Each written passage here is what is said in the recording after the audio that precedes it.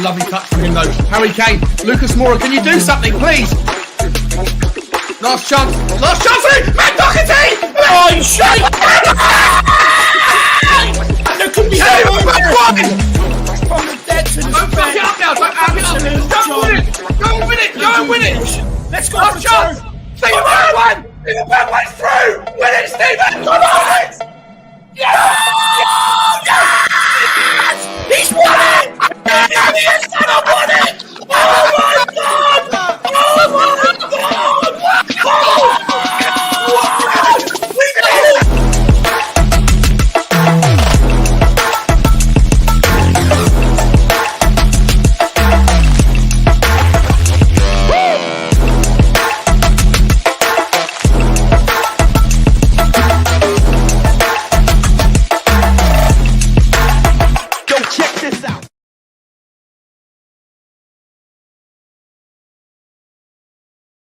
Put myself into the stream yet? What is going on? I think I might have been talking to myself in the intro. Nobody was listening to me, so I forgot to put myself in the stream. What a shit show. What happens? It's not the Spurs Talk Show, it's the Spurs Shit Show. Oh no, that looks ridiculous. How's everybody doing? I'm going to start again then. Welcome to the Spurs Talk Show, the very first episode. And he's completely screwed it right from the start.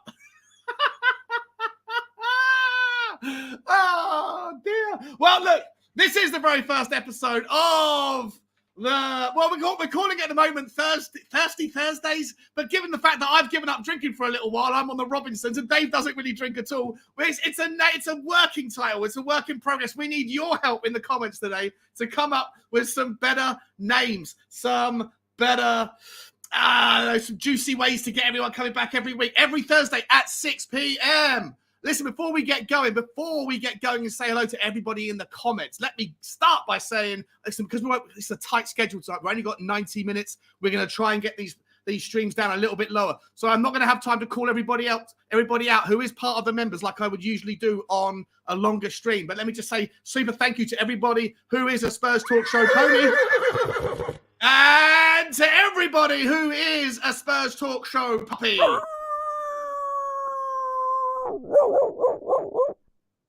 If you do want to join and become a member of the show, you can do that. You can see all the names. I'm going to put them at the bottom just in a second. But before I do that, I'm actually going to grab this bad boy and I'm going to stick it into the comments. I'm a little bit frazzled. I can't believe I didn't have myself in the show when I was talking to you all. What an absolute disgrace.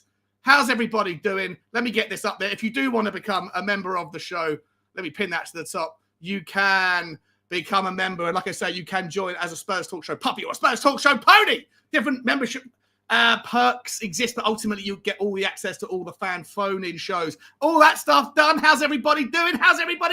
If you are new here, welcome. Please hit the subscribe button. Please join the conversation. Everyone smash the like button from the start. If you don't mind, there's already 60 of you in the house. If you're not new here, then welcome back. You know by now that I am Sean Butler, the Spurs Talk Show. Let's find out who's joining me today. You know who he is. He is Ireland's number one Harry Kane fan. He might be Ireland's also biggest Spurs fan, although there's a few Irish fans in the community that will debate that and will challenge him on that. But he doesn't mind. I don't mind. Today, we are here with the one and only Dave Harris from the Irish Hotspur. How you doing, Dave? Absolutely buzzing. Look, lad, no one challenges me for it because they know I'm number one, lad. Number one with passion. Number one Tottenham fan. Harry Kane's biggest fan as well. No one's challenging me, brother. Fair enough, my man. Listen, could you hear me at the start? Or no? No, didn't hear a thing, lad. I was talking for a good. It was a good intro as well. It was like, oh, ladies and gentlemen. But no, and I was like, what's going on? Complete shit show. Never mind. Before we get going, we are on a tight budget here. We got until 7:30 to get through quite a lot of information, David. Let me just spend a couple of seconds saying hello to the people in the comments. I'm going to spin through this real quick. Craig Bowler's in the house. What's happening, Craig? Good to see you, my man. Good evening, says Lukey. Evening to you. So there's Mick Hermelux here. Good to see you, Mick. Spampionship John.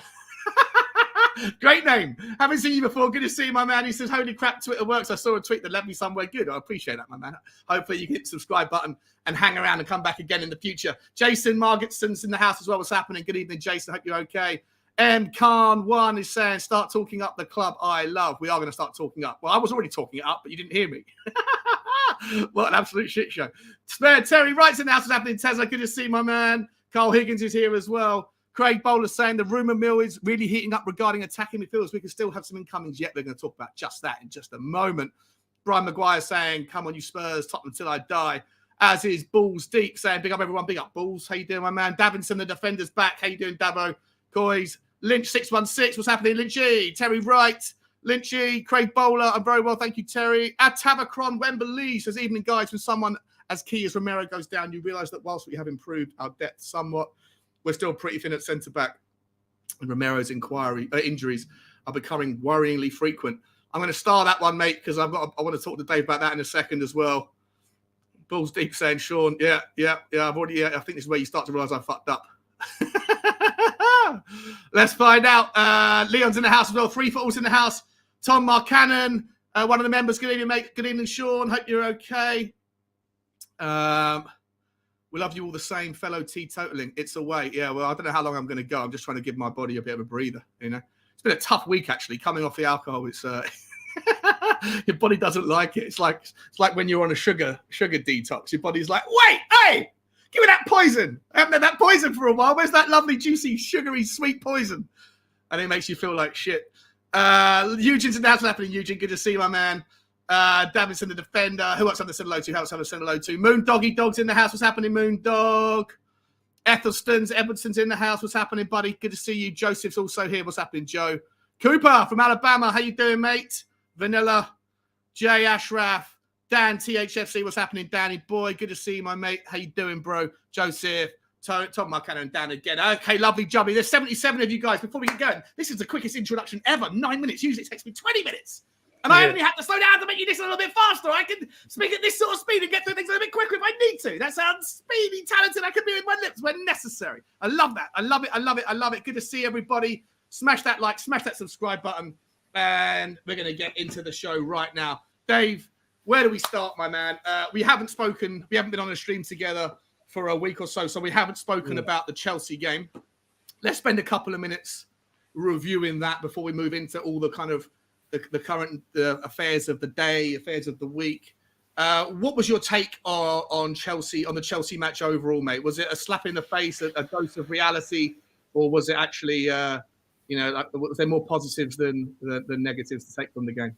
Look, let me start by saying, I think every Spurs fan agrees with me when we say we were nowhere near our best. We got lucky on the day. But what I will say, Sean, is I don't take it as a smack in the face. I take it as a bit of, I still take confidence from it. And there's a number of things. And let me tell you why is, first of all, we have to remember, we went into that team with no changes from the summer signings to come in and impact it. We went in with what we were basically playing with last season. And that's what we started the game with. Once Conte made changes, we were able to see the benefit of our summer transfer window. But what I do want to talk about is I do think Tuchel outclassed Conte. What was happening all first half, bar maybe the first 10 minutes, lad, is Ruben Loftus-Cheek at right wing back. Now, I do think we looked at that as an area to get in behind. But what Tuchel done very cleverly is got Mason Mount to drop into midfield as a third body and Loftus-Cheek to drop into midfield from the right wing back as a fourth body and get Reece James to go on the outside, which created a lot of width that gave them more bodies in the middle. And that's why you've seen Højbjerg and Bentancur so far off in the midfield, because it doesn't matter if they went to press. It was just pop round them to the next guy, Yeah. So first half, I think we're absolutely shambolic, to be honest with you. Again, another goal from a set piece. Now, I understand how that one happened. I went and done a bit of research into this, Sean. Yep. So Chelsea, out of their last so many corners, they've actually only hit 2 outswingers. One against Everton from Cucurella the week before. And then there was the one against us. And that's how we got caught, because we were doing zonal marking rather than man marking. If we were man marking, Koulibaly wouldn't have been left free at the back. So because of the outswinger, because of the way we were set up, because of the homework we done in their set pieces, we were set up for an in-swinger, not an outswinger. And that's why Koulibaly was left free. But again, it doesn't matter really, because it's just another set piece goal that we've conceded from. Yeah. But When Conte made the change to bring in Richarlison, it completely changed the game. What we were able to do is we were able to stop them building up from the back, get another number up there, put them under pressure, and start making them go a bit longer, which then means we were able to start competing. We were starting to then start winning first balls, second balls, and then we were able to get ourselves back into the game. Now, Højbjerg, a lot of people were trying to scapegoat him for the first half. I've seen it across a number of chats, him and Kane, people like, get them off, this, that, and the other. Well, I think lessons learned. Højbjerg played 2 or 3 beautiful balls through. He scored as well, and that's not by luck. He was there against Norwich end of last season. He's definitely playing more advanced, isn't he? Yeah. He was in that position against Liverpool near the end of last season. I think he hit the post or went just wide. So Højbjerg being there, he got his rewards. It was a good strike. Yeah. And then, Romero, Shawnee. My God, lad. I'll talk about the Chelsea second goal first. Well, before you move on to the second goal, let me just reflect a little bit on the first thing you were saying about the overload in the midfield, right? Do you think that because I completely agree with your analysis there, 100%, right? Them overloading the midfield and allowing that whip, that kind of sweeper, sweeping to the right and to the left. Do you think the solution to that could have been to drop another man, to tell Harry Kane to come deep, or if we had another option, if we had Skippy fit, or Basuma that was fit as well? If we predict that sort of thing could happen again, because it's not the first time we've been overran in midfield. We've been overran in midfield by Brighton before. It happened against Wolves in the game last season, right? We'll talk about that as well. So there's plenty of times when they put a third man in midfield, and if we can't get the ball up to the forwards quick enough, we end up getting overran, right? But do you think that problem starts with the fact that we only had 2 in midfield, or does it start with the fact that we don't have enough trust in the capabilities of people like Emerson Royale to be able to handle his job responsibly, or Sessegnon on the left-hand side? Now, do you think that if we had stronger wing-backs, then I'm not going to pick on Sessegnon today too much. I would rather, because I feel like I was a bit let down by Emerson. I feel like I've defended him quite a lot over the last kind of couple of months and been impressed with his progress. But against Chelsea, he looked like it was man versus boy. I thought he was completely outclassed, in my opinion, down outright down their left. And I just worry about whether or not the reason why we couldn't get that extra man in, or the reason why we got overloaded, would it have mattered if we had another man in, if we dropped another man deeper anyway to combat the midfield of Kante? Or would it have always been a problem just because, Reece James and Loftus-Cheek were so much better than Sessegnon, and the same on the right-hand side? In the case of Emerson, I actually don't think Emerson was as bad as people made him out to be. Look, don't get me wrong. There was a couple of crosses he put in that dribble into Mendy's hands. That pissed me off. In games like Chelsea, they have to be hitting the penalty spot at least for someone to go on attack. But he also put in a beautiful ball where Harry Kane was hesitant to get in the box. Where if he believed that Emerson would have put that in that area, he would have got on the end of it and probably got a goal. Yeah, but not too much really came down that right-hand side, because Romero, not too many teams like coming down Romero's side, but Sessegnon over the left side. Look, I don't really want to jump on the guy's back too much, but this is his problem. It's the inconsistency. How can you go from the heights of Southampton to probably being the worst player on the pitch against Chelsea? And they've done their homework. They targeted that side. 100%. Balls in behind all the time, down their right-hand side a hell of a lot of the time. I don't think that helped us, but I don't also think the quality of any of our players on the ball helped us get to grips in terms of trying to get possession in that first half, Sean. I think the biggest difference was Chelsea pressed us, and they knew. Press some of the wing backs, press some of the defenders, because they need 2, 3, 4 touches on the football. They can't play one-touch football like we were, like Chelsea were doing. So they'd press us, take the ball off us, and just start one touch, move it, one touch, move it. We could not do that. So the fact that we couldn't do that, I seen Emerson cut in one side and Sessegnon cut in the other side and ran straight into Chelsea players. And I'm blowing my lid at this point. I'm just sitting there going absolutely apoplectic. Yeah. But I struggle to blame. I struggle to blame Conte in a way, and this is the only time I think I will give him the free pass this season, Sean, is because he has a squad to manage. Now, he doesn't want to end up where he was with Ndombele, Lascelles, or people like Ali and that on the peripheries just causing trouble. So I think he was just waiting for an excuse to make them changes, to start filtering in the summer signings. Because if he would have just took them out of the team with no explanation, no reason why, especially after beating Southampton in the fashion that we did, he would have upset a lot of them players, and we need them players throughout the season with the amount of games we have to play. But when the game went on, and you could see he rollicked them at halftime, because straight after halftime, all the players were out there warming up intensely as well, looking like they're ready to come on. And then he brought on Richarlison, and that just completely changed the game for us. It did, completely. So I was happy in that regard. Højbjerg got his goal. And then do you think, though, just before we move on to the second goal, well, actually, what I want to ask you about, like, leading into the second goal, we get the equaliser, right? But we've done it by going to a 4-2-4, right? We pushed Ben Davies out to a left back, and we've taken off Sessegnon, who was shambolic. And like I completely agree with you again. The ups and downs, the roller coaster ride that is the inconsistencies of Sessegnon. It's a frustrating one. It's a really frustrating one. But we go to a 4-2-4. It works. We get the result in the first, within 10 minutes. We get the goal we want. At that point, has the purpose of going to a 4-2-4 run its course? Is it madness that we didn't then immediately change, like after the celebration, after the melee, all like the kind of the shit that was happening on the touchline? Should Conte or someone on his team have gone, like, let's get away from that. The goal's been given. Right now, we need Perisic on. We need to go back to a 3-5-2, or we need to go to a 3-4-3 or a 3-5-2. We need to take off maybe Sonny, because Sonny wasn't playing very well at all. He was awful. He was absolutely awful, right? So push Richarlison up, bring on Bissouma for a Højbjerg, and then hopefully go and then push Ben Davies back into a back three, because the fact that we still had that 4-2-4, which isn't something that I can only imagine, it's not something we train very often, and it's a gung-ho style of football away from home. It served its purpose. We didn't change, and then 5 minutes later, we're the victim of poor positional play, which I'll let you talk about now. Do you know what, Sean? I don't blame him for not changing from the 4-2-4, because it got us back into the game. And then how animated it got, I think Conte took a gamble using the animation, using the 4-2-4 system that got us back into the game to maybe go and look for a winner. So what I actually really blame the defenders on that goal. I know Kulusevski lost the ball. I know Højbjerg was pulled over a lot. Like, I think, 9-10 of our players were actually over on that right-hand side. But my biggest one I blame actually on this goal, Sean. I don't know whether you agree with me. And I don't think I'm being harsh, but I blame Ben Davies. And the reason why is he knows, go back and watch the goal, he can see he's got two players there. He knows if that ball gets switched, he's got an overload and he's in big trouble. Now, this is my biggest problem with this defense, Sean. You know I've been screaming about it last season, all summer, all preseason. Communication.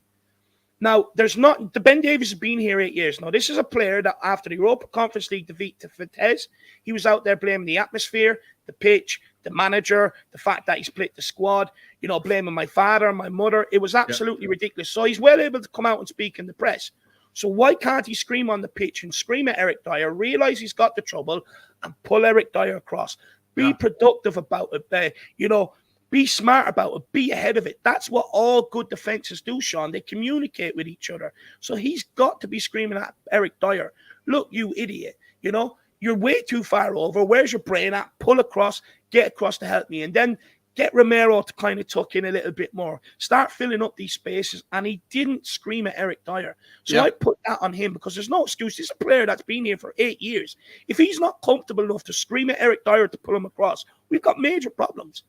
Yeah, no, I agree with you again. I would also say, though, that I don't know where Richarlison was or where Sonny was when we lost the ball. You got two of the fastest players in Tottenham on the pitch. Sonny's probably the fastest player on the pitch, and he never got himself back into the eyesight of the goal. There wasn't a single man in that bottom left quartile of the pitch when they scored their goal. It was woeful.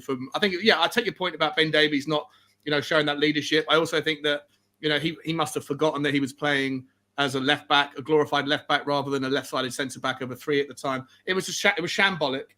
But I also think for me, if you're Antonio Conte, there was a moment there. And listen, far from me to criticise him, because he's a legend and I love him to pieces. But we just got to call it as we see it. I think there was a moment where you should have said the 4-2-4 is never something you want to play for too long. Not against the best teams in the league anyway. It did its job. I think he got caught up in the melee, arguing with the Chelsea bench rather than focusing on the tactical shift that should have happened before the game even restarted. What I will say, though, when that did happen, it did sort of spark a bit of passion and a somewhat sort of bit of life into the team at that point, where it was like, okay, Conte's in trouble here. Well, he's not in trouble. It was his fault. It started with the celebrations in front of Tuchel's face, which I absolutely relished, by the way. He's running, and then he sees Tuchel. He just goes up in his face like that. I mean, that's something a fan would do, Sean. I mean, he's a fan. I love that. And what I do think and you heard Ben Davies after, which is too late saying after, we'll run through brick walls for you. Do that against Chelsea. In fact, you didn't even have to run through a brick wall. Just open your mouth. But I do think it sparked the players into life. Now, I've seen Jurgen Klopp do that against Arsenal last year with Mikel Arteta, and I got his team going, and it was the worst thing that could have possibly happened for Arsenal, riling up Jurgen Klopp. But I don't mind that. If a manager if he can't do it through his words at halftime, through some of the tactical changes, then fuck it, go for the other manager and spark all-out war, because that's what it is against Chelsea at the end of the day. It is, and it got our players' revs up. So, as much as it maybe cost us the second goal, which I do think was avoidable if our backline had a leader in that backline, people that would speak, I do think it also got us riled up and got us out of there with a point in the end. Yeah, I do agree. I think that, I said this in one of my Tottenham walks, and just quickly before I carry on, I don't want to miss these guys. Got a super chat from Tottenham, from Dermatron, saying, from where we were last season to this season is a massive jump. We've had a good window, but we need a centre back, please. Big up Sean and Dave. Big up Dermatron. We're going to talk about that in just a second, mate. Let me start that anyway because I've started it before. We are going to talk about where the priorities lie now. Obviously, there's a lot of news out about this Ruslan fella. I'm not even going to try and pronounce. I will try and pronounce Malinovsky. Yeah.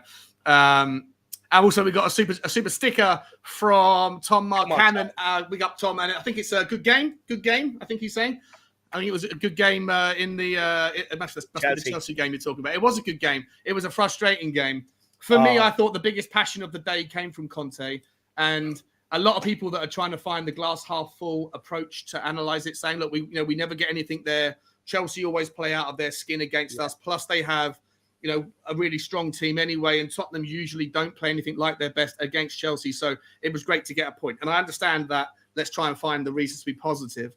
But for me, Conte should not be the most passionate person involved from Tottenham that day. It should be the players on the pitch. And apart from the first 5 minutes, we were second to everything. In the midfield, every time we received the ball from a defender, Kante, Mason Mount, second ball, everything. We were not competing.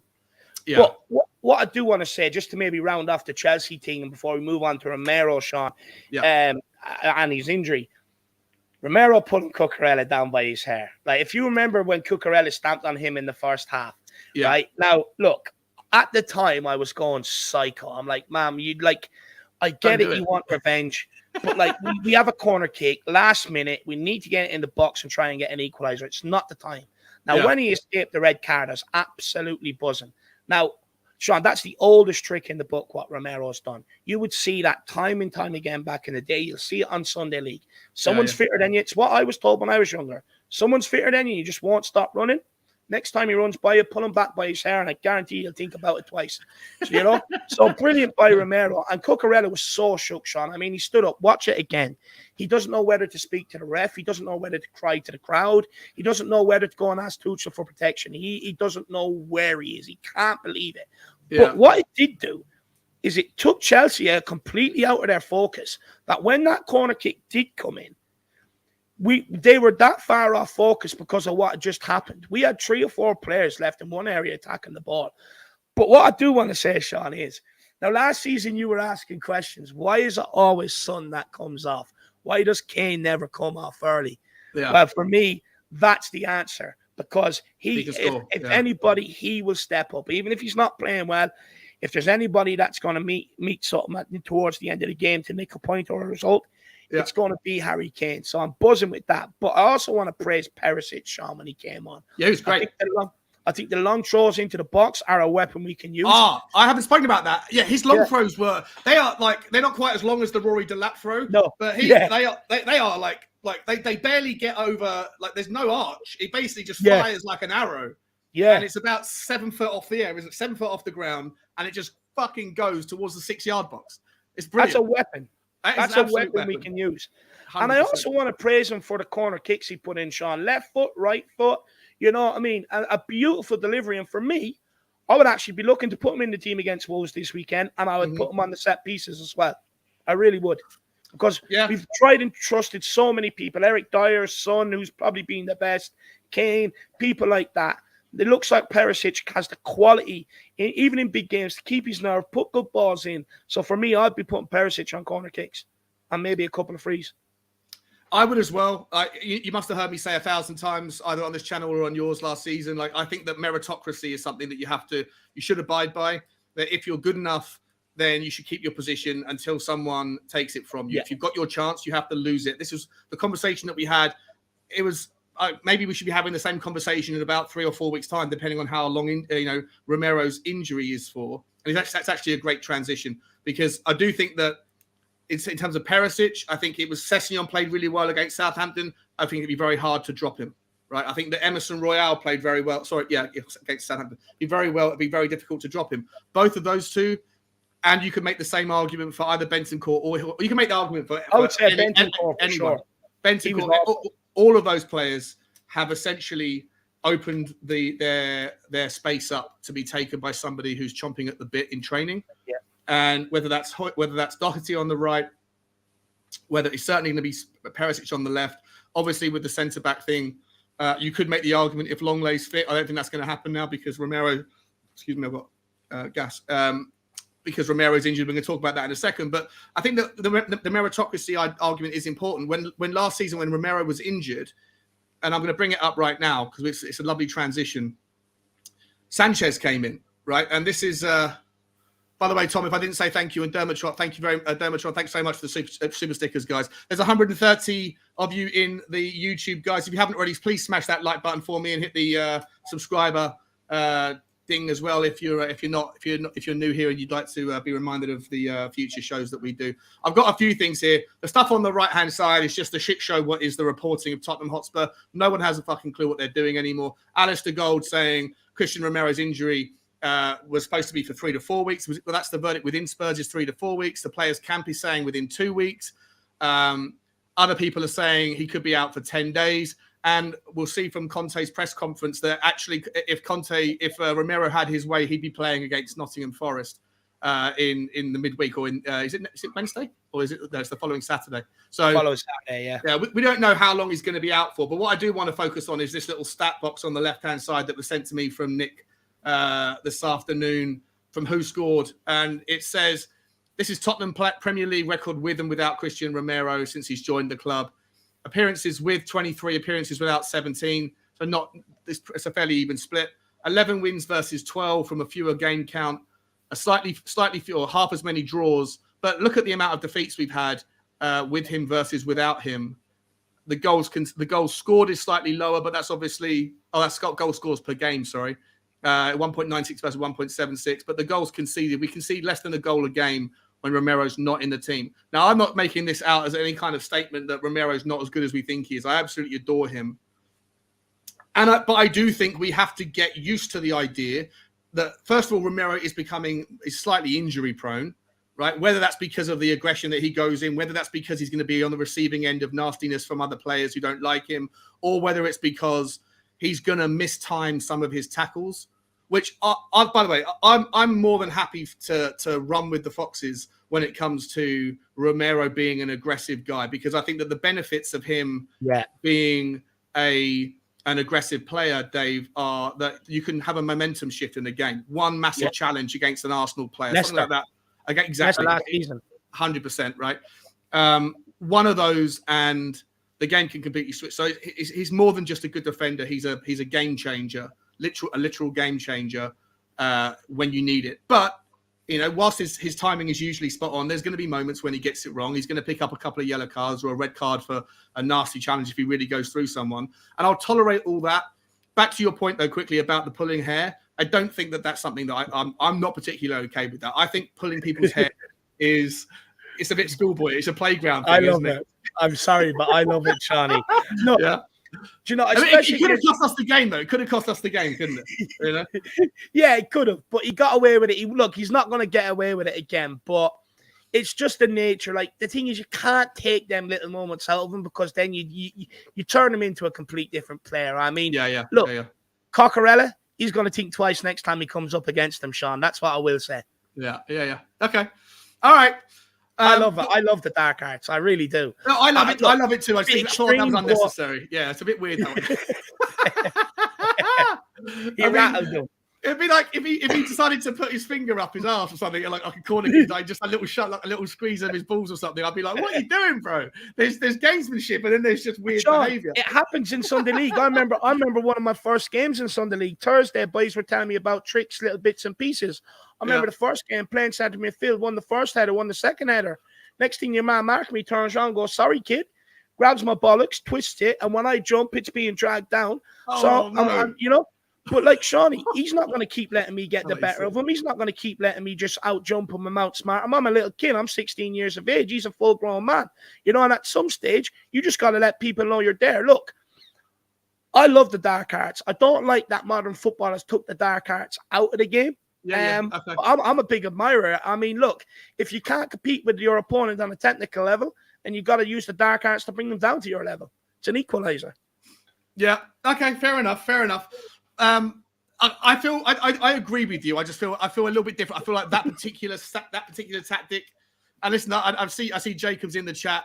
I was on a show with Jacob yesterday on the Never a Foul podcast, and because Jacob's got a lot of long hair, he was saying, "Listen, dude, when people put your finger," he goes, when he's got a couple of knots in his hair, and you put your fingers through it, it can get caught. Maybe he wasn't pulling his hair. Maybe his hand just happened to find his way into those curls, and he just tried to pull his hand out, but." Because the curls were there, he just, it all got tangled up, and it looked like a tug. They wouldn't even let you away with that in the UFC. To be fair, they wouldn't. Absolutely not. No, absolutely not.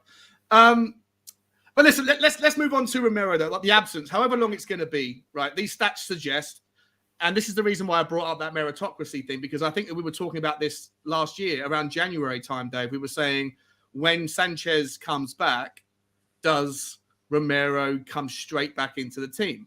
And you said yes, and Jack said yes. And I forget who the other guy on the show was. There was four of us on there, and we were having a big old debate about it. It was an extra time question that went on for about 45 minutes. But I said no. I feel like because Sanchez has been brilliant. Sanchez hadn't made a mistake. He'd done a great job. He had like 3 or 4 clean sheets on the bounce. And but the second that he made a mistake, it was time to bring him out and bring back Romero. Are you worried about Romero's absence? We have got a lot of tough games coming up. Like let's err on the side of caution and say that he's out for 3 or 4 games. We've got a lot of I think we play 5 Wolves, Forest, West Ham away, Man City. You're talking probably could be 2 Champions League games as well potentially if it is the 4 weeks. Yeah. How much of a well, I'll start with how much of a hit is it, and secondly, how much does it change any last-minute transfer targets and pressures in that regard? Look, for me, I think it's a massive hit, Sean. I think he's our most competent defender on the ball and off the ball. Look, since we signed this guy, he's come in here and within 1 season has been our best defender. How long has Sanchez been here to try and take that name tag? Dyer, Davies, people like that. He's clearly our best defender by a mile. And look, with them stats, I'm not reading too much into it. I look at what I look on the football pitch.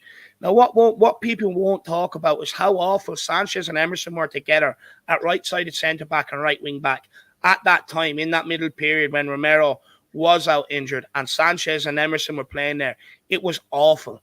Emerson looked like a shadow of the player he is right now in terms defensively. There was mistakes happening down that side, left, right, and centre. Look at Sanchez. My biggest problem with Sanchez is, Sean, he doesn't know how to deal with a ball over his head. We've seen that time and time again. Now, Wolves, we might get away with it because Raul Jimenez is out injured and they have Hwang up front. But if I was that Wolves manager, I'd be saying, get the ball into Moutinho and Neves and just pop it in behind Sanchez. Get your wing back, get Hwang straight in behind them because you will get joy. Now, the problem with Dyer, Davies, and Sanchez is, and what their biggest issue is they're just prone to moments and lapse in concentration. Like, you see with Dyer last season against Brighton, can have 89 good minutes. But then he just does something brain dead. I've seen it with Davies against Wolves underneath Jose Mourinho. 87 minutes, done well, lost his man from a corner kick. I've seen Sanchez time and time again. I'm really worried, Sean. I'm really, really worried. What one of them are you going to rely on to be able to pass you out from the back?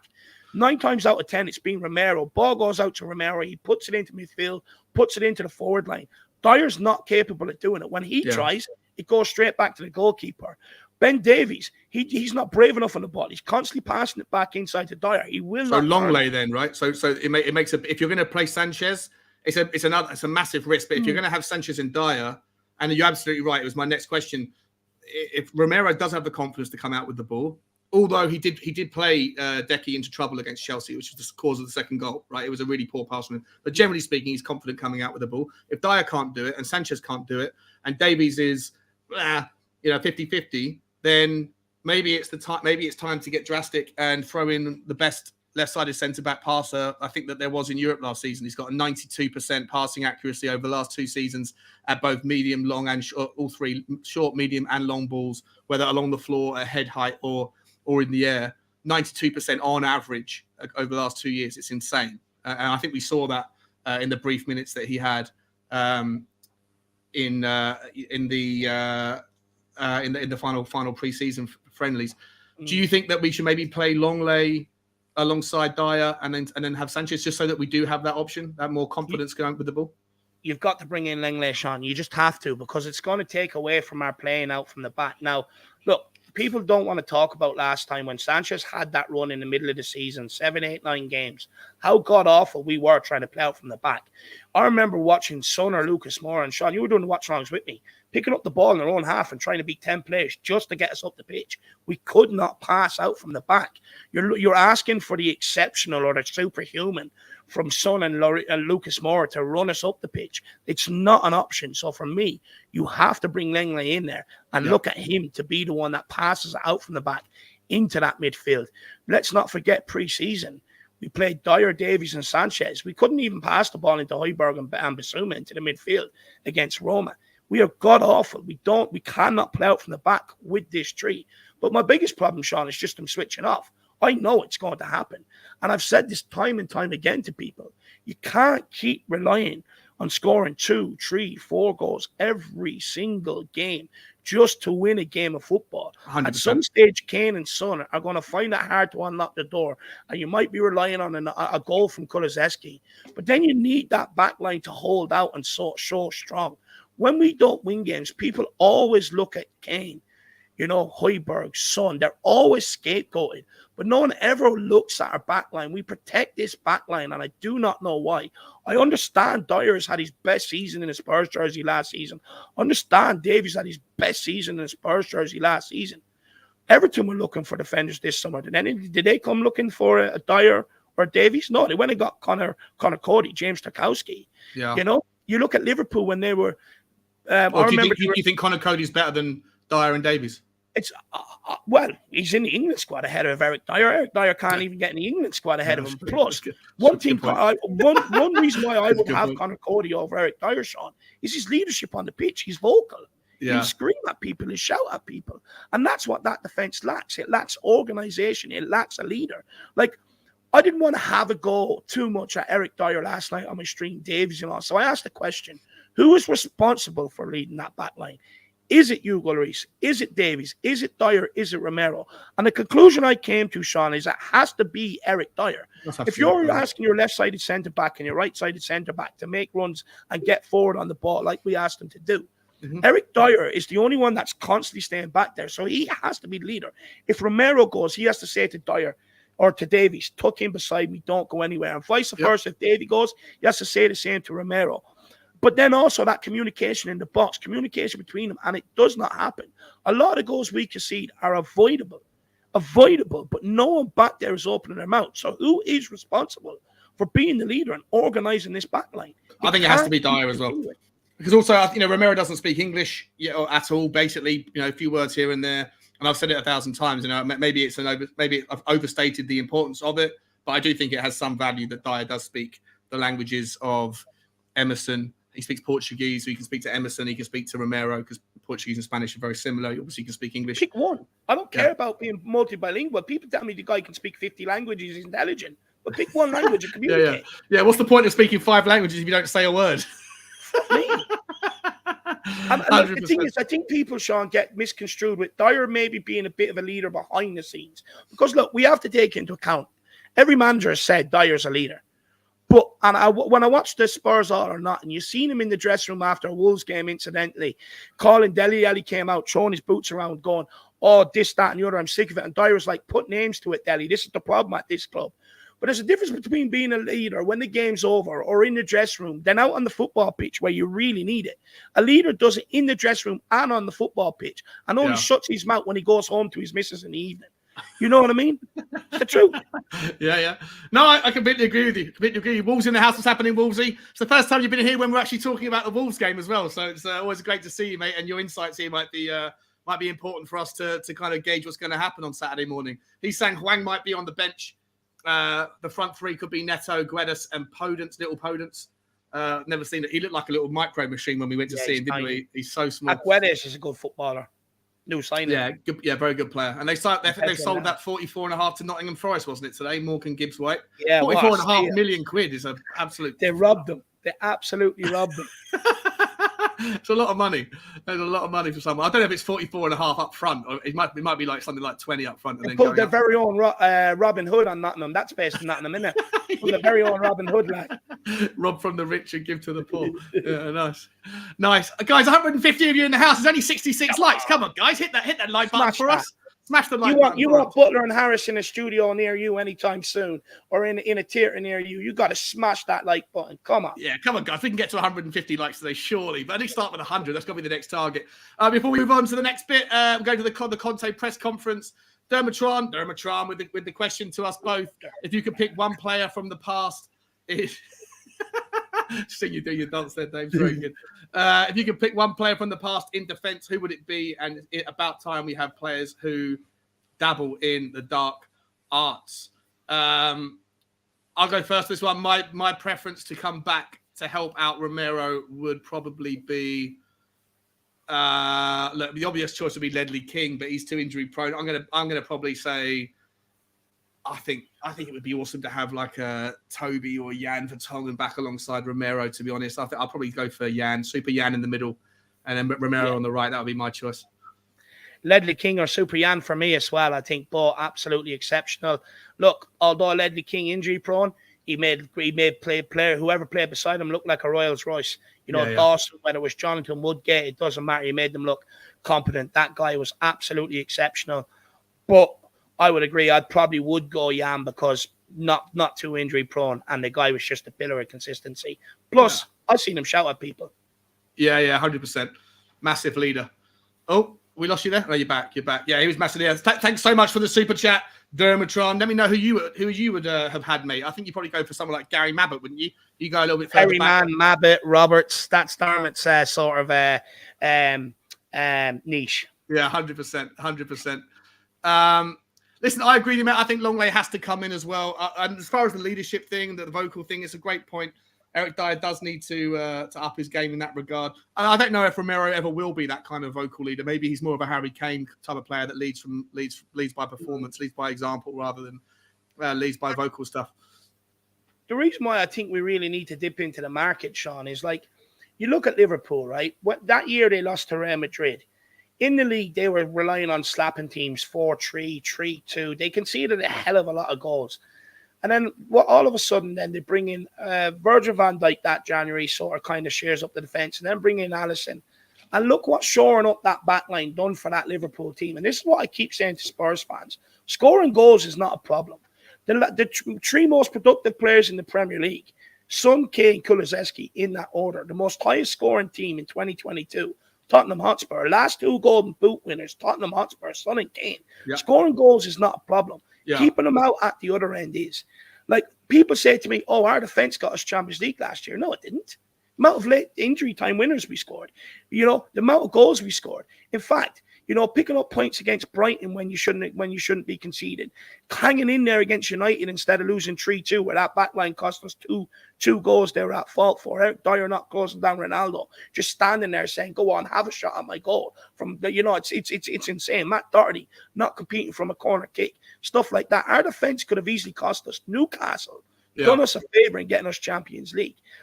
And if we want to do or have the same impact like Liverpool have, because once they signed their goalkeeper, which they badly need, but also that centre back, they brought in Van Dijk straight away, leads that defence. Any balls that come into the box, he's the one that goes and wins it.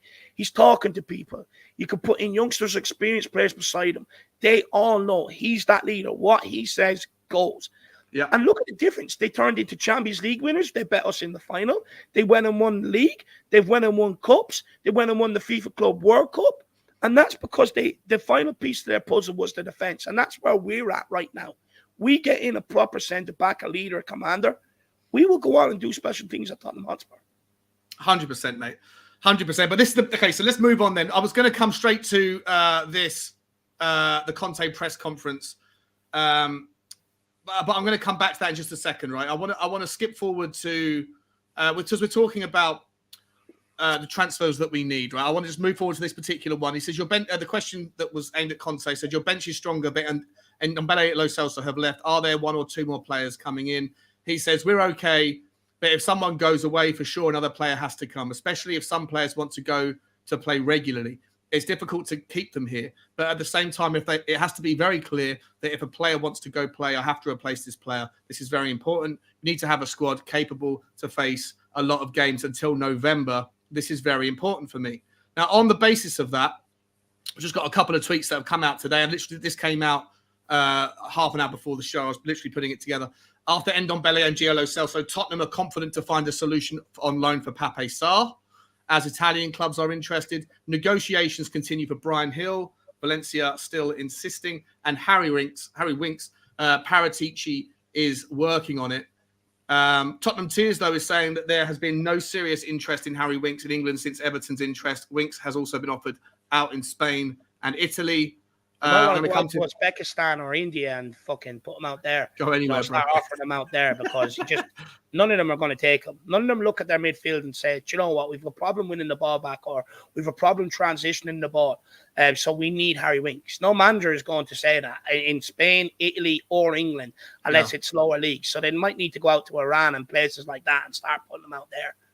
I think the option for Harry Winks, it was a similar thing I was saying about Ndombele to go to Napoli, a couple of weeks. Literally, it was weird. The day I uploaded the video, I was like, I don't know if we're going to sign any more players because we still had those 4 players that were in, and we had 4 players over subscribed for the 25-man squad. And I was talking about Lo Celso. I think we can get rid of. Obviously, that happened, or it's done now.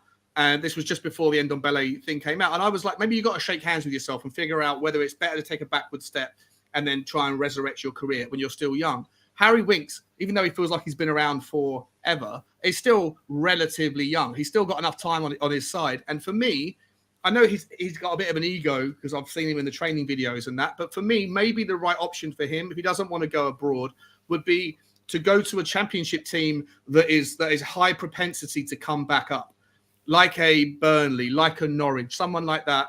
And the teams that went down last season probably will come back up, or at least have a good shout at it. Go down, dominate at a championship level, get your confidence back, and then come back up into the Premier League next season.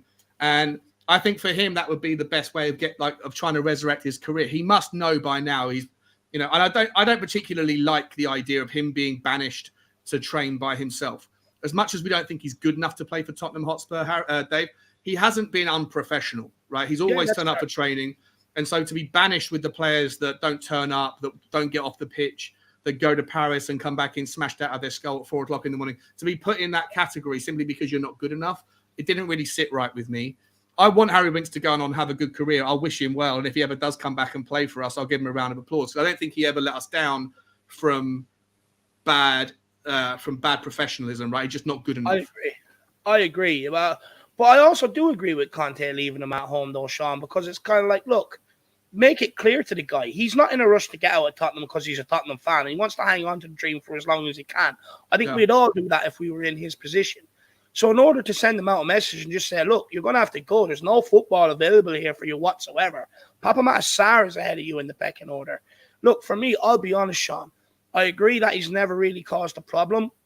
Great. But at the end of the day, I've never liked the guy. I never thought he's good enough for Tottenham. I'll be honest. I couldn't care where he goes. Just go. Give up that number 8 and let's give it to Bissouma who wants it and deserves it. Okay.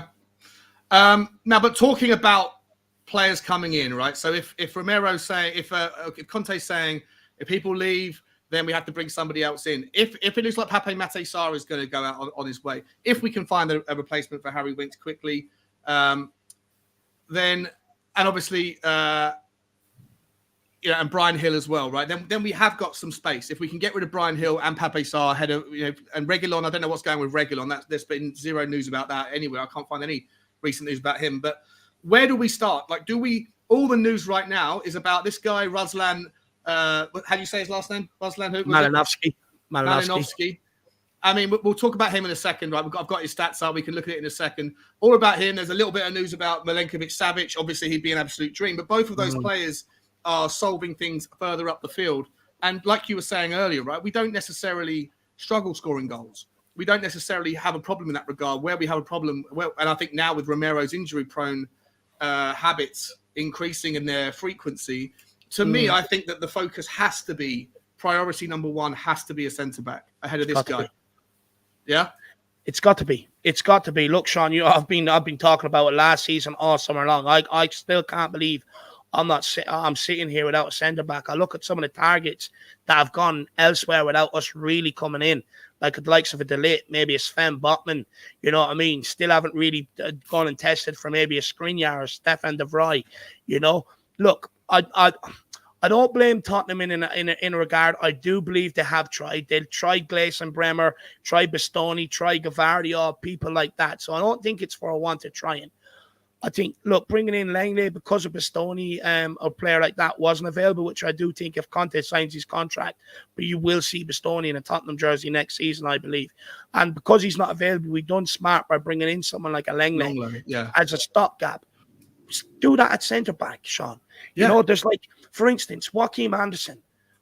Palace, I like him. Good in the air, good on the ball. For me, okay, I think he is better than Dyer. Is he Man City, Liverpool level? No, but he's a stopgap until you can get that player. Is he better than Sanchez? You want? Yeah, I think he is. I think he's better. I think he's better than Davies, Dyer, and Sanchez. I think he's better than all three. And for me, just go and get a stopgap until next year. Find a solution.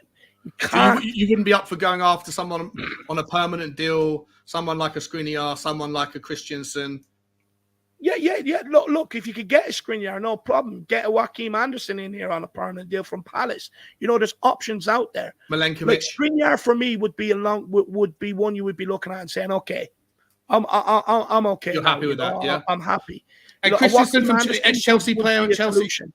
Sorry, mate. Sorry, buddy. Carry on. Sorry. Someone like a Joachim Anderson would be a solution. Like the thing is, Sean, a loan deal. Can't get in our first choice. Do what they've done with someone like a Langley. Get them in here as a stopgap to get us through this season. Do you think Crystal Palace would be up for letting go of Joachim Anderson? Well, I think if we put in the money, yeah. So I think that if loan deals, I think at the start of the summer, give everyone time. If you're loaning a first team player from another club, I think that you've got enough time on the lending side to be able to go and get a replacement. Yeah. Or you have to go and find somebody that's surplus to requirements. And whilst at the start of the summer there was a plethora of centre backs that were available, that very few of them obviously materialised in moving. Inter Milan have been a real frustration to deal with. Everyone's looking at their players. They need to sign players, but they haven't been willing to let any of their players go. They still got to do that 60 million quid or 60 million euro surplus. For me, Skriniar is an obvious choice, and I'd be okay with him. I think that there's I don't know if you heard about this nonsense was happening at Barcelona, that they can't register two of their players. They can't register Frank Kessié. They can't register Christensen at the moment. And if they don't register them by, I think it's August the 23rd or something like that, then technically those players have release clauses in their contract to allow them to go and find another club for free. If that was to happen, would you how about that for a nice way for Conte to get one over on Tuchel? With a bit of latent retribution would be to go and get Christensen on a free transfer from Barcelona. It would be unbelievable, absolutely unbelievable. And I would love if Conte could send out another late night tweet, you know what I mean? Like he did with Tuchel running down the sideline if he did get it. But I'll be honest, I don't see Christensen coming to Tottenham, not after being at Chelsea. I just don't see it. Yeah. No, okay, fair enough. Fair enough. I mean, he left. Did he leave on bad terms, or did he leave? It was fairly good terms. Like it wasn't. It was nothing. Yeah, nasty. he left on fairly good terms. Did he? Okay, fair enough. Yeah, we'll put that one. Put a pin in that one then. But what about Milenkovic? You know, I was thinking earlier. I saw another tweet earlier that said that Tottenham have got the average, like the tallest average height in the squad in the Premier League now at 1.85 m, which is 6 foot. Every other club is at least a centimetre or more on average smaller than Tottenham. Yeah, and whilst that sounds great on paper, I still think we are vulnerable in the air defensively. I think that Romero I still think he's weak in the air. I think that Dyer and Davies positionally from set pieces go wandering. I don't know what was going on. I really enjoyed what you were saying earlier about the outswing versus the inswing. It's really good insight. But like Milenkovic, 6'6", you know, he comes in as a replacement or as like a backup for Eric Dyer, a different option, right? If you are playing against teams that have got, you know, the likes of Newcastle, like a Chris Wood kind of a thing, you could throw him in there and really shore up the aerial threats. Because if you take away goals that we can see from set pieces, we don't really concede that many goals, do we? No, we don't, Sean. And this is the thing. Like people were saying to me, the Vio or whatever you want to call him, the Vio, the guy who has 4,000 odd set piece routines. Well, he's going to help change that. Vio. No. Is it Gianni Vio or something? His name? Yeah, Gianni De Vio. What he can do is he can help structure them all better. He can help organize them better. He can put them into better positions. But Sean, what you can't teach is that desire and the hunger to be the one to go and win that ball. You can't teach that. You either have it or you don't. You're either a leader of men or you're not. As soon as that ball comes into your box, you have to treat that's like your box. That's your home. So as soon as that comes in, it's going straight back out. We do not have that, and that's the problem. You can bring in the set-piece routine taker, but you can't teach them to have that hunger and desire to be the ball winner, to be the breadwinner. And it's a problem that will only be solved in the transfer market. Now, this has been a problem since Jose Mourinho. Have we done enough in that back line or spent enough money in that back line since Jose Mourinho? No. Joe Rodon being and gone. Tanganga's come through the ranks.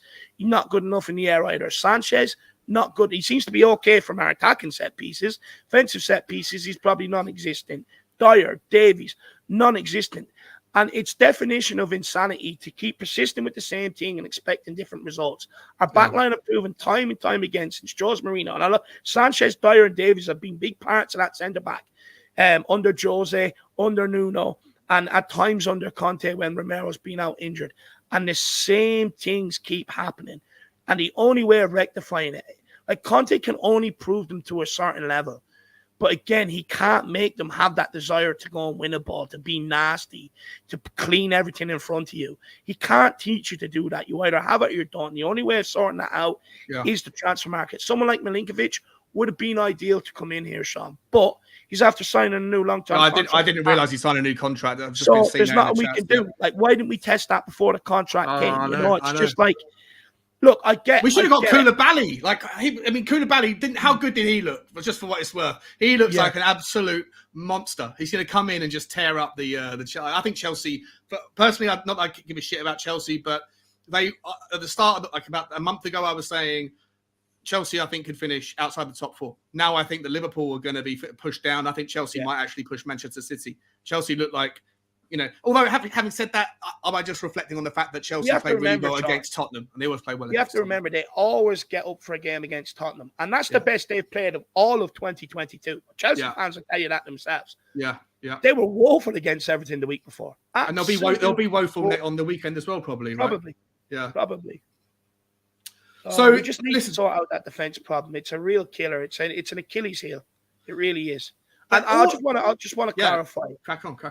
I know we were never going to get everything done this window, Sean. I've said that time and time again on shows we've been a part of. I can accept we will be left short in 1 or 2 positions. But now it's come down to it. Cam or centre-back? What one would you prefer to be left short in? Yeah. For me, it's got to be centre-back over Cam because we can see too many goals and we score a hell of a lot of goals. Scoring goals is not the problem. Creativity, at times last season it was lacking, but we didn't have the options from the bench, etc. Like we do now this time. We didn't like Perisic coming in at left wing back. He would start beating the man down the wing because a lot of times last season in them games against Brighton, Brentford, they let us get the ball out wide. They let us block up the middle, give the ball to the wing backs, let them have it, and ask them to go one-on-one against our players. And they did not want to do it. Yeah. Perisic will solve that sort of problem. On the You left. know, bringing on Lucas Moura at right wing back if you have to in them sort of games will solve that sort of problem. They'll have a go at their man. They will get joy, put balls into the box. You know, I was delighted to see that against Southampton, Sean. Out wide, balls into the box. Brilliant. That's the way you beat them teams. Yeah. So for me, it's just got to be a centre-back. It really has to. It's come down to what's priority now. And I don't want to be left short in centre-back. Look, I'm not going to sit here and berate the club if we don't get it, because I do think they've tried everything possible to get their long-term target. And they're not settling, right? They're not settling for the bridesmaid. They went after Bastoni, like you said. They went after Guardiola. I was saying at the time, I think if you want to get those players, think about all of the kind of marquee signings that have happened to the big clubs recently. You look at Haaland at Manchester City. That wasn't a deal that started this summer. That was a deal that started 18 months ago. You look at Luis Diaz at Liverpool. That wasn't a deal that should have even happened in January. The only reason it happened in January was because Tottenham were trying to push for it and Liverpool had to pull the trigger 6 months earlier than they otherwise would have. You know, there's a lot of, and then you look at other players that maybe are a bit more short term, where people are like pulling the trigger on. Darwin Núñez. I personally think that Darwin Núñez will only score I think he'll score 10 goals this season. I don't think he's a player that's worth anything like the money. He might become a player, but I think Darwin Núñez is going to be I wouldn't say a flop, but I don't think he'll be anything like the Mane replacement that Liverpool were looking for. But my point is that when big clubs are trying to get these marquee signings in, sometimes it takes time to nurture that relationship with the various parties that are involved, the agents, the family members, the player itself. You have to make sure everything's right. You need to make sure that Conte is committed to the club, that Kane's committed to the club. And I think that Bastoni is someone that we're probably going to go back for next summer. Hopefully that we won't get gazumped or beaten to it by somebody else. Same could go for Guardiola. You know, that he got a new contract with a really low release clause of like 45 million, but I think that was obviously like, you know, looking at a carbon copy of the way that the Haaland deal was structured before, where with Dortmund, where they put in the low release fee, but obviously that's a way for the father and the family and the agents to get their money when the deal gets done. I'm happy that Tottenham aren't settling for second best. I like what you're saying about Longley. I completely agree with you. But time is of the essence with the centre-backs. And I don't know, like if Milenkovic, I didn't realise Milenkovic had signed a new contract. So that's that one down. I didn't until last night either. That pissed me off when I heard that. So, I mean, I don't know who it, you know, and I mean, some of the other guys were saying your man at Crystal Palace, you know, I think who was it who was saying? Daniel Hammett saying Anderson would have to be a permanent signing. In his opinion, he's their best centre-back. I mean, I like. But why not sign him? This is the thing. Why not sign him? Because when you bring in the big guy next summer, he becomes backup. He's a quality backup to have. And that's the level and you want to get your squad to. At the end of the day, we should not be afraid to bring in competition. If that's the way people want me to phrase it, bring in competition for Dyer and Davies. You should not be afraid. People have been calling for competition for Harry Kane for years, even though he delivers on a consistent basis. But yet people are afraid to have competition in here for Dyer and Davies, even though they turned up for 1 out of 8 seasons they've both been here. I don't understand it. I don't understand it either. To me, it's a massively important last piece of business to be done. And the one thing I do want to transition into, right? Obviously, we can, and I'm going to bring this guy into it now. This guy, Ruslan Malinovsky. I've written it down now, so never been good at calling out people's names. Look, he does look like the real. Let me get rid of that thing. By the way, guys, there's 200 people watching. There's still less than 100 likes. Come on, guys, please hit the like button for me. Do us a favor for the channel. We try and get up to 120 likes if we can. We've only got 20 minutes to go on the show, but please let's get over 100 likes at least. Just quickly, Sean, something that's popped to my mind. Yeah, we haven't seen any names in here for the name of this show. Now, me and Sean have tried putting our great, wonderful expert minds together, but we leave that to football. We can't come up with a show name that's catchy or sounds good. So you guys are enjoying this show. So put in the chat and tell us what name you want this show to be called. Harrison every Thursday. I don't know. Whatever it is, let us know. Get your names in the chat. This is a weekly show. This is episode 1 of whatever it is. It's a working title, but it's something to do with us two on a Thursday at 6 o'clock. Let us know what would be a good name. What I want to say to you, Dave, is look, the player looks good, right? He does look good.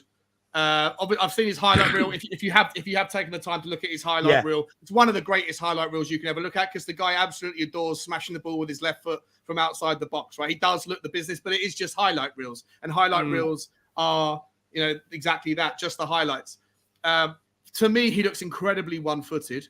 Like he would rather, he's like Ben Stiller in Zoolander. He can't turn right. He can't touch the ball with his right foot. He'd rather do I would counter that, Sean, with people said that about Kulusevski when he first came in the door. Look how that turned out. Yeah. Yeah. Well, I still worry about Kulusevski with his propensity to pull the ball with his left foot. I love him to pieces, but I do think he needs a bit of work. Listen, and this guy does look very good. When you compare him to attacking midfielders and wingers in Italy, you know, he's in the top 80 to 90 percentile for basically all of the variety of passing that you'd want to be in. His goals are up there as well. His pass types, he's very lively across. He can basically do everything. He's good at set pieces. His goal and shot.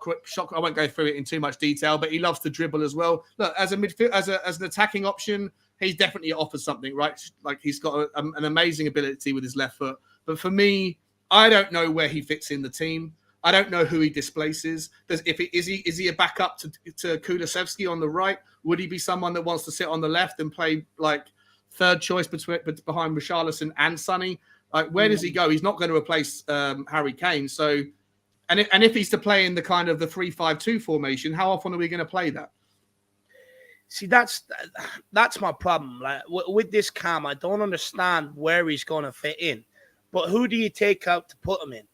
You know, that's the problem. Like you need to keep your two in midfield. So, like, can he play deeper where Bentancur plays? I'm not so sure.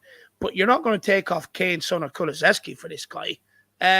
Look, one thing I will say though, Sean, is he's better than Zaniolo. Like, we were willing to pay big money for Zaniolo. This guy will come at half the price. I think he's got a year left on his contract. You know, he's created. What is it? I have it here, Sean. You know, he's recorded more shot creating actions, goal creating actions than Zaniolo per 90. More goals than him last season, more assists than him last season. Former teammate of Romero as well, so he already knows Romero coming in here. That's important, yeah. Was it 29 goals, 27 assists, and 129 outings? His speciality is unlocking teams. And what I will say is what might help us is in Italy, we know how they like to defend. We know how to sit back, low blocks, etc., etc. And he's unlocking them defenses in Italy for Atlanta. Why can't he come here and transition that and bring that to the Premier League? I think that is a huge plus. The fact that he's in a league where teams do play more defensive and stuff, and he's able to unlock them. So I think that's a huge plus. But again, with you, Sean, I'm a bit lost onto where he fits in. I'm just not so sure. Like, is he going to be better at Harry Kane than creating? Probably not. So why would, like, if you want to play Cam, just drop Kane back and put Richarlison on the pitch. For me, look, a lot of people really like this guy. He's supposed to be a decent baller, but again, Sean, I just can't take my head off that centre back. Like 16 games last season across, I think it was 54 we failed to score in. But we conceded in 35 plus. And in order to catch the gap between Man City and Liverpool, like, they have off games, but they have a defence. They kept 5-6 more clean sheets in the Premier League alone, let alone across all competitions than us. You want to close the gap on them. It's about keeping the clean sheets. We've brought in Perisic. We've brought in Richarlison. We've brought in players to help us. Conte may be looking at Lucas at right wing back. We have players there to help us now and solutions to break down these low block teams without having to bring in this guy. But what we haven't done enough is at centre back. And you want to close the gap with Man City and Liverpool, it's by keeping them more or less in around the same clean sheets as they do. And do you think, though, that there is any, how do I say this? Conte seems to be happy, or at least he's saying he's happy. Like, there's even in the quotes here, you know, when it comes to, let me get back up again. Where is it? Sorry. He says we're okay. He said in the other comments, he said, I'm happy. If players leave, we need to replace them. Is he just saying that because he doesn't want to, you know, he feels like we've done pretty well, and he wants to show like he's okay with the progress? And don't bear in mind that the season, you know, all we've got to do is get through to November, because then we go away for the World Cup. Then we'll see what happens, and then January we can obviously go again if need be. So is he saying like we just need to get whatever we need to get done? We just need to get through until November, which is only it's 10 more games, 12 more games, something like that. And on that basis, you know, but at the same time, it looks like, for all intents and purposes, he's obviously involved with Paratici. If it's not Zaniolo, and I'm rambling here, but to your point, I never really wanted Zaniolo. I would probably rather have this guy at half the cost than Zaniolo at 50 million, because Jose Mourinho just doesn't want to let him go. I wasn't that impressed with Zaniolo when he played against us for Roma anyway. And he's injury prone. This guy doesn't seem to be injury prone. This guy does seem to have all the things. So if we are looking for that role, I'm okay with it being him. He seems like he'd be a good player. But for me, again, I still think that the centre back is more important. And I also just want to quickly ask you, Dave, about the right wing back. Like, do we have to just sit here and say accept it, shake hands with the fact that we've got three right wing backs? None of them are particularly special. You could even argue we've got a fourth in Lucas Moura. Is there any chance, do you think, any chance at all that there's going to be another right wing back coming in? No, I think we've done our business in that area with Jed Spence, one for the future. Oh, sorry, cut you out. I think. Look, would Conte like to done something in that area, something better than Jed Spence? Yeah, probably. But at the same time, I don't think he was too fussed in pushing Emerson and Doherty out the door either. So he must be happy with them. What I think he's alluding to there is, Sean, I think he's a smart guy. Like, look, if we're all sitting here being realistic, and I mean brutally realistic, the squad probably needed 15 players this summer. Yeah. You know, if you wanted to really get rid of the shit and bring in players of Tottenham Hotspur standard, probably talking about 15 players. Now, with the problem with doing all of that is you're changing the complete dynamics of the dressing room. It's going to take a while for it to embed in together, to get the people to know each other, become friendly, fight for each other, etc. Be same wavelength on the football pitch. So you're going to have a lot of problems doing that. So I think Conte is a smart guy. Look, we've signed 7 players now. Now I know Adoji's been loaned out, but that's 6 players into the dressing room. Likes of Harry Winks, Reguilon, which I'm hoping will be gone. Lo Celso end on belly out. Carter Vickers gone. Clark, stuff like that. So we've done a big turnaround. So we've brought in a lot of players already into that dressing room. How much more you can get in? Probably 1 or 2 more. I think what he's alluding to there is, if they can get in Malinowski, you'd probably see Papa Marsar loaned out to keep his development. Yeah. If we bring in someone else up in the forward areas, I think you'd probably see Brian Hill maybe loaned out to Valencia. I think they are sitting there waiting. You think Sarr would go before Brian Hill? Well, I look at Brian Hill. He was included on the bench against Chelsea. Papa Marsar wasn't. Apparently, Brian Hill is impressed in training. So for me, and when you look at the forward areas, bar Richarlison, Lucas Moura, have you got that other option that can play as on the left or the right? You don't. Are you okay with Gil Messi staying? Look, I'm a big fan of Gil Messi. I think he's going to surprise a lot of people when he gets a proper run in the team.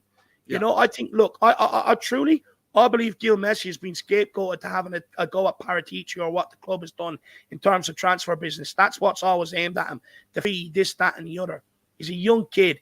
There's talent in there. It's going to take him a while to develop. He needs to beef up, but Tottenham knew that when they signed him. But for me, I think there's a good player in there. And for Conte, for Tottenham to pull, because there was offers in for Brian Hill. Tottenham said no. Tottenham said no. Now, what I am aware is if they do bring in someone in that forward areas, they will be open to letting him go out on loan. But if they don't, I think he'll stay, Sean. And I'd be okay with that. I would be okay with that. I think he's an option. He's something that most teams won't prepare against. Like, they'll prepare against because they'll know it's the usual 3. They'll prepare for Richarlison. They won't have any special time during the week. What happens if Brian Hill comes on? Who's taking him? Who's gonna track? Like, I think that there's an option there, and he's tricky. I think he is tricky, and I think his fitness in career was fantastic. Apparently, second behind your man Troy Parrott. And look, I'd be happy for him to stay. I'd also be happy for Pape Sarr to be loaned out. Look, apparently he's 19, just turned 19, and people are raving about him in training and stuff. So, but is he going to get much time? Because we have got the news, of course, that Oliver Skipp is only a couple of days away now from being fit. He's not going to make the Wolves game, but he should be back for the Nottingham Forest game. Quick transition into that one, Dave. How important is it to see Oliver Skipp back into the fold? Yeah, it's brilliant, Sean. Look, this is a guy that Jose Mourinho said was going to be a future captain, same as Mauricio Pochettino, and same as Conte. Conte's a big fan of this guy. If you heard what he said about Skipp today in the press conference, he's delighted to have him back. He's delighted to have him back, so he is. Look, for me, I'm delighted. Look, Sean, ideally we want all of our players fit, firing and ready to go, because what that does is it brings competition, and those who do get the starting positions on the weekend, they have to take it, because if they don't, they'll be out and they'll be replaced, and the next guy will be brought in until they do. Problem at Tottenham Hotspur, especially even last season, some of the inconsistencies you see, slapping teams up 4 or 5-0 and then losing to Brighton and not being able to break down Brentford. That's because there's no one there chasing down their spots. It's very easy to get complacent when there's no one there chasing down your spot. So having skipped back will certainly put the frighteners up a Højbjerg, a Bentancur, because if they're not at it and Skip is, well, then they'll just be replaced. And that's what we have to get used to at Tottenham, having competition. Competition breeds winning. 100%, mate.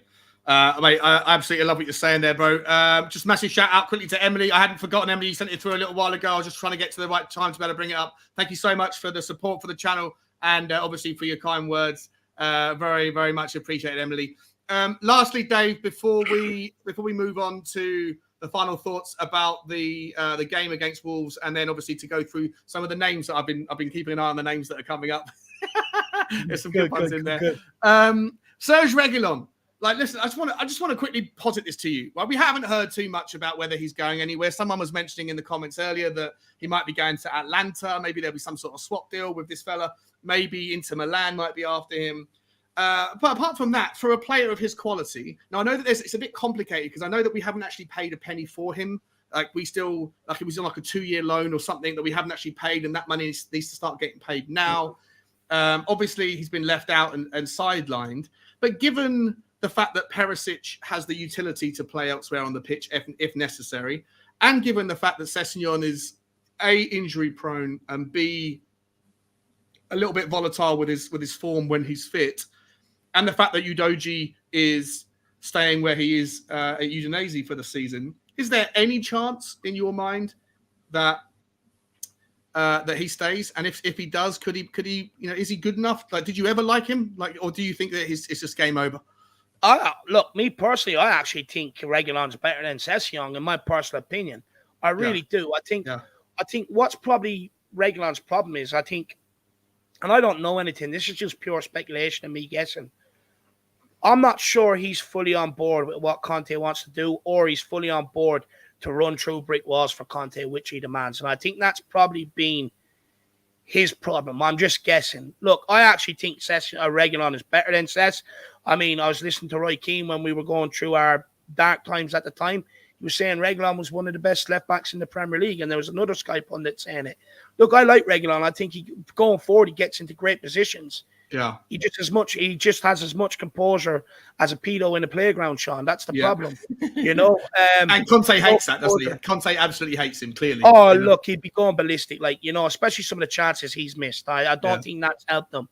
Do I think there's a way back? Sadly, I don't. I just don't. I don't. I do think he will find a club. I think he will find one he's too good not to.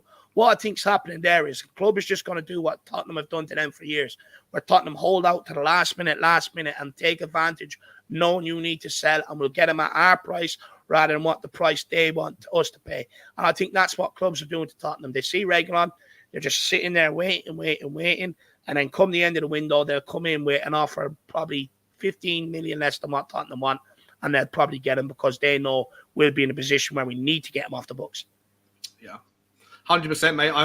It's like I was expecting a little bit more of a debates and disagreement here today, mate. But it's been one of those days where you and I just seem to agree on everything. Last conversation topic before we wrap up a little while is about the Wolves game, mate. I just want to ask, guys. There's 200 people still watching.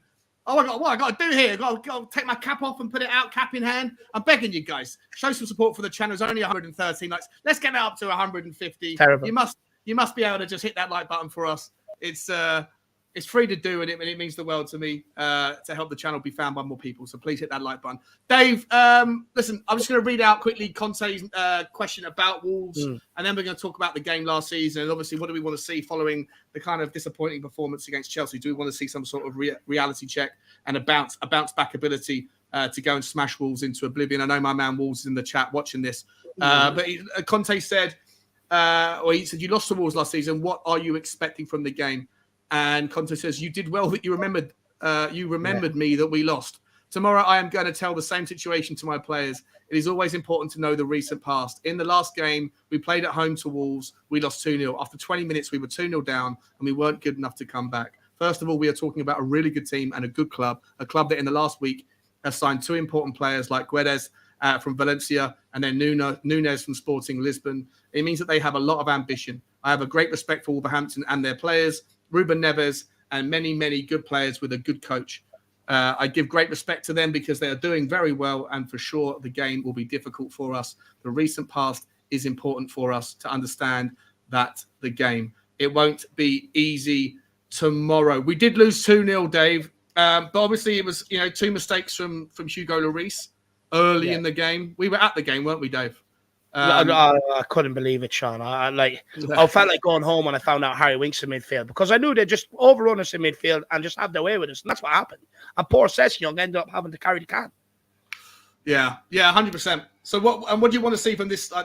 From this particular performance? Does it really matter too much about like last time out when you look at the difference in the team that we had then versus this time? The fact that you have to factor in Hugo Lloris hopefully won't make those mistakes. Wolves are a different outfit this time. At that particular part in their season last year, when they were taking a lead, they weren't giving it up. Wolves, they're not quite the same. They've moved into a bit more offensive, sort of style of play. They are giving up a few goals. So for me, or not for me, I want to ask you first. Like, how much of an important game is it? And what do you want to see from Tottenham that we didn't see against Chelsea? What sort of reaction do you want to see? Yeah, first of all, I love Conte, the way he says he's going to remind the players of the defeat. I think rightly so. It was embarrassing. The game was over after 25, 30 minutes, and that can't happen again.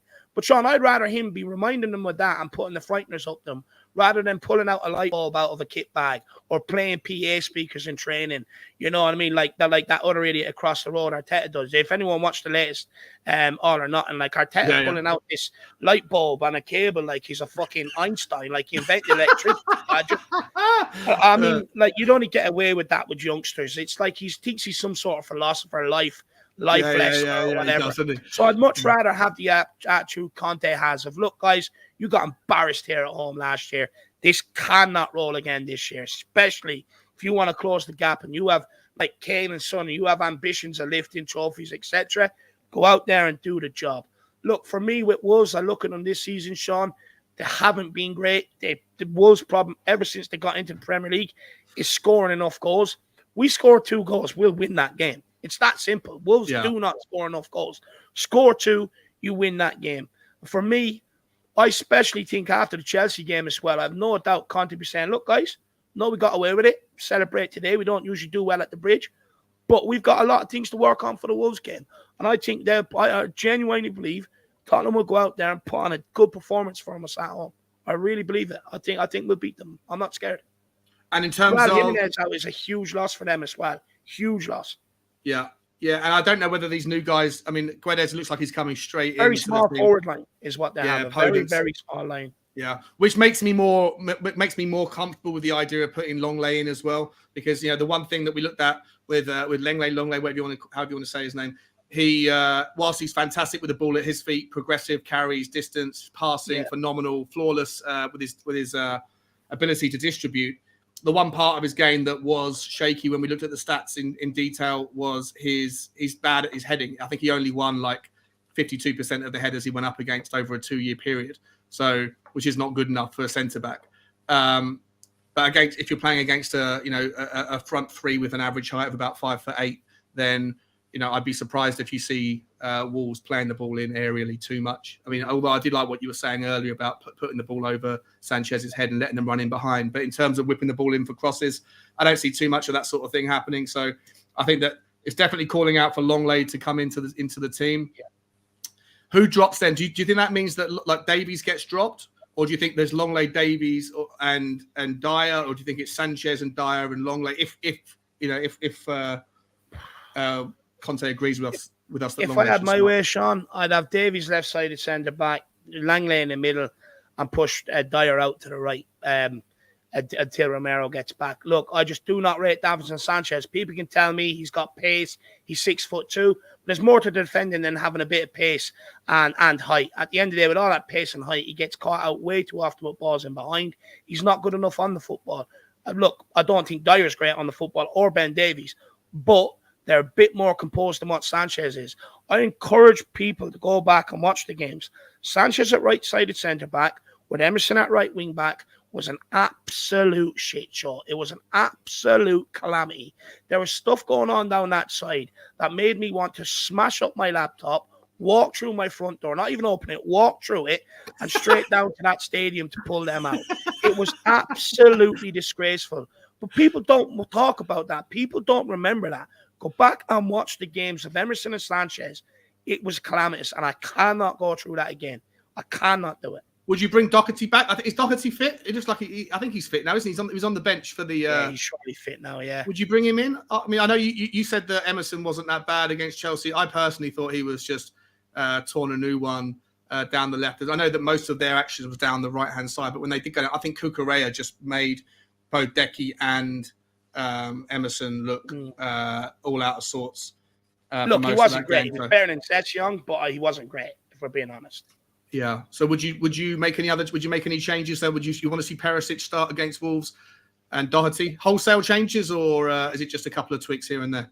Oh, for me, I think it'll be a couple of tweaks. I think you will see Langley come in without a shadow of a doubt. I think you'll see Perisic. I'm humming and hawing, I'm humming and hawing. If he's not fit enough, I think Session will be okay for Wolves, but I would like to see Perisic come straight in there. I think you'll see a dramatic improvement down that side, and in terms of quality and everything else. Look, as much as we give out about Emerson, as much as the fan base goes mad about him, he starts every game. Conte loves him, lad. Conte absolutely loves him. He does love him, yeah. And that's the thing, right? Even when he was reported to leave, his father came out and said it. He's not going anywhere. Yeah, he's first choice. Yeah, you're right. Someone said, someone in his family said, I think it was his brother or his father or someone. His father said, yeah, he's first choice. He ain't going nowhere. And we were like, nah, he's just saying that, but he was right. Yeah, not going anywhere. Apparently, look, he's good in the dressing room as well, and you do need the odd player like that. It was a character. Look, I get he's not the most consistent on the football, but we have the option, if that's not working, bring on Doherty. Look, I don't rate Doherty either. Just because he's a fellow Irishman, I'm going to sit here and say, oh, yeah, he's class. He's not. If we're being realistic, be brutally realistic, bar them 6 games he had on the Conte before he got injured. When was the last good game he had? Yeah, he didn't. But he was playing in a back 4. Years. Yeah, but I think that he's someone that obviously suited when he went to a back 3, right? He finally got his chance to play in the position he was brought to play in.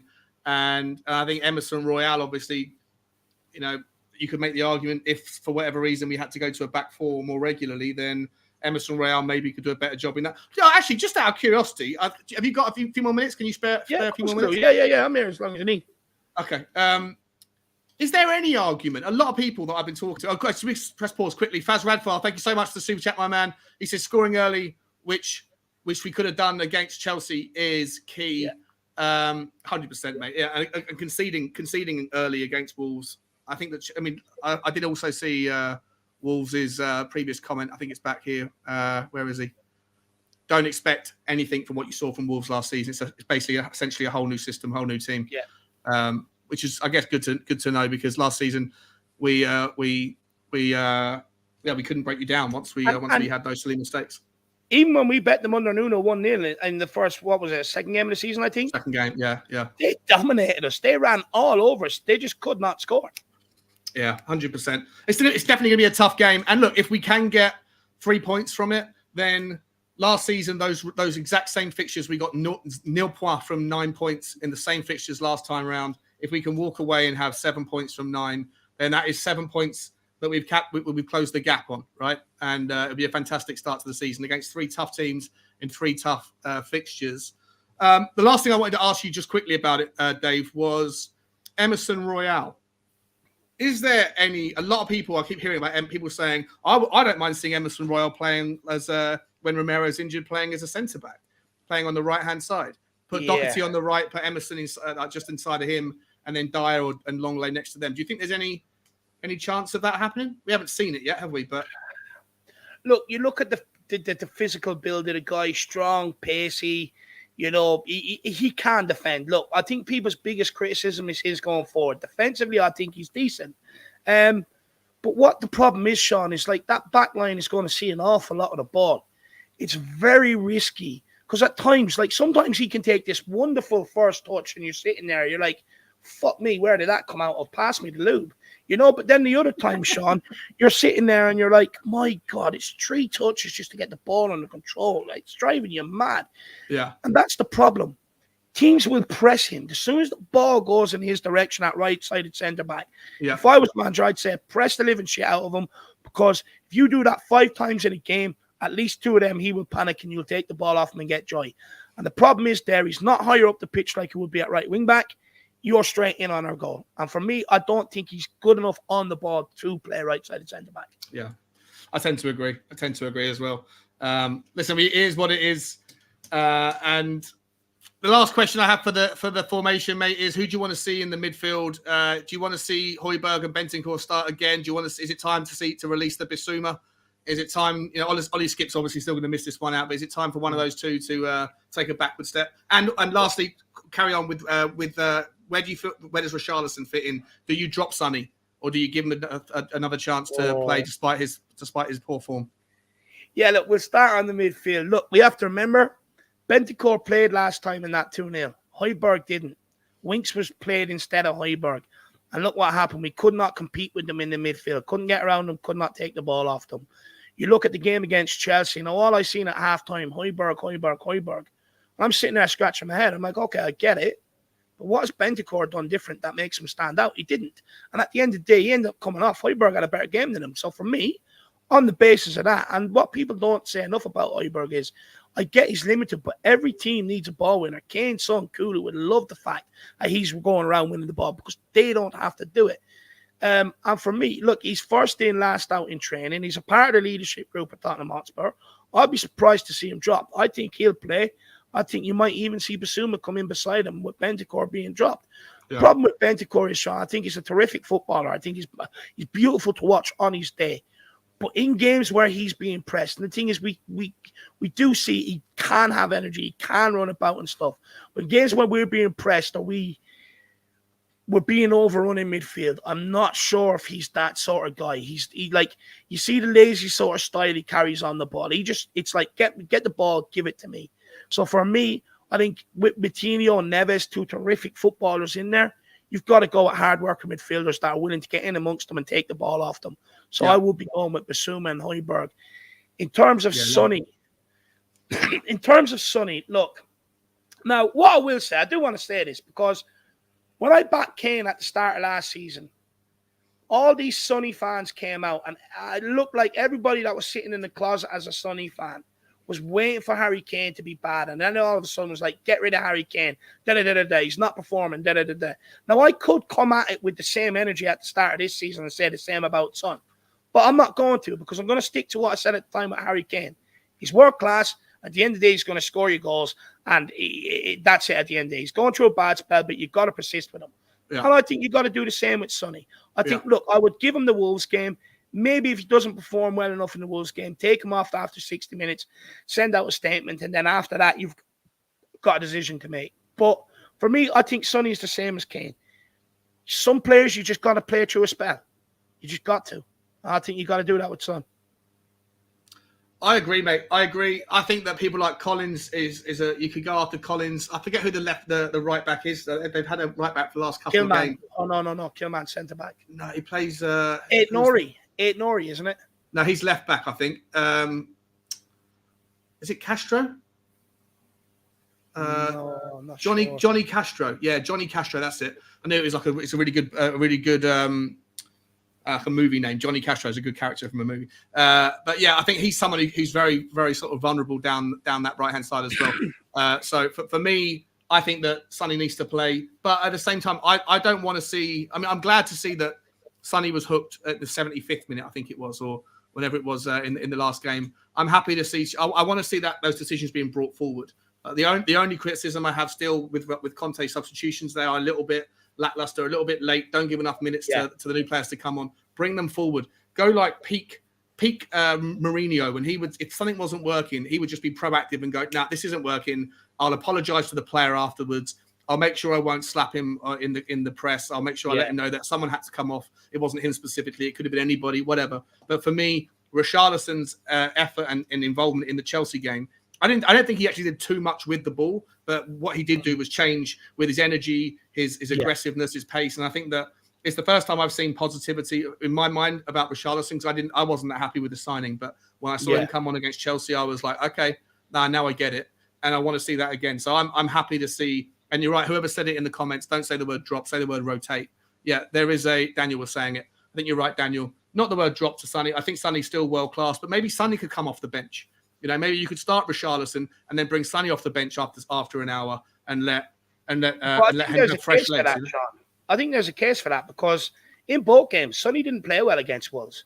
The person that scored that winner against Wolves that time was Harry Kane off the bench, I believe. Yeah, if I'm correct. Yeah, it was. Yeah, he came off the bench. You're right. Yeah, exactly. Yeah, early in the last season. Yeah. Lots to think about, mate. Lots to think about. I'm sure we'll be talking more about that on your channel in a couple of hours' time. There's 190 people still in the house. Please, guys, if you haven't already, please hit that like button. And also, I forgot to ask you to hit the subscribe button as well. There must be people here that aren't subscribers, because there's a lot of names that have probably come over from the Irish Hotspur that I haven't seen before on the channel in the comments. Please hit that subscribe button. We're going to take this channel a lot more seriously. We've got a new member of the show, Wilson T. What is cracking, my man? Let me see what you are. You've become a Spurs Talk Show. Welcome. Thank you so much, Wilson. May I appreciate you very much, buddy, for joining up. And like I say, every time we're doing the post-match shows and during the week, we are going to be starting the fan phoning shows very shortly. So you're always going to have access to that. If you want to join the WhatsApp group as well, just go into the community section. My telephone number is there in the members section, and you can get it. Reach out to me, and I'll add you to the WhatsApp group.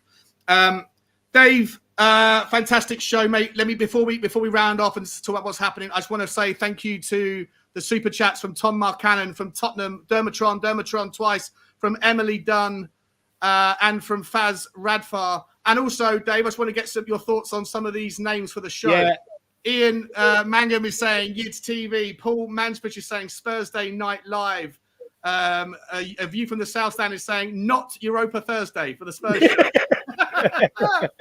Where you can watch some real football content. Yeah. Just Fusion saying Spur of the Moment. I like that one. It's good as well. Paddy Hartnett saying Thursdays Pog Matone. That's Pog Mahone. That's Kiss My Ass Thursdays. Don't. Paul Mansfield also come back with another one saying Thursday. Paul Sargent is saying Flat Cat Beardos. That's nice as well. Yeah, appreciate all those insights, guys. Me and Dave are going to work away on that one, and we'll put together some thoughts. By next week, we'll have a proper name. And if you have any, don't be afraid. If you spark something in the meantime, but between now and the next show, don't be afraid to get in contact with one of us. Even just put in a comment underneath one of the videos or underneath this video. If something comes to mind, put it in there, because we want an absolute killer name for this show.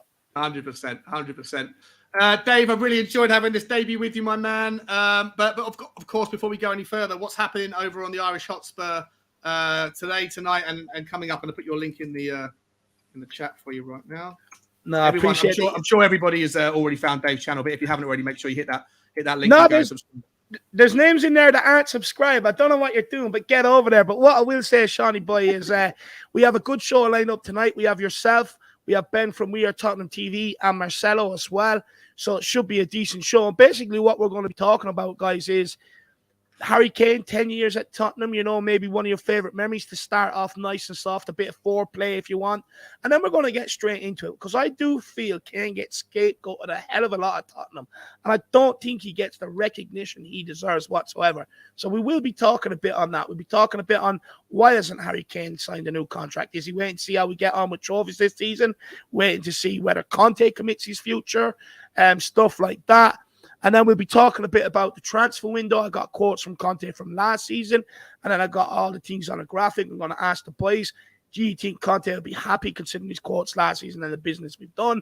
And then we'll be talking about the scouting department, that the Don, and I'll say that again, the Don Paratici has been building in silence all summer long that nobody is talking about. So we'll be talking a bit about that and many various other topics that either I come up with, or Sean or Marcelo or Ben come up with during the stream. So if that's your sort of cup of tea, make sure you get over for 9:30 and check it out. And you'll find lots of other stuff there over at the Irish Hotspur. And if you love Harry Kane, I'm your man.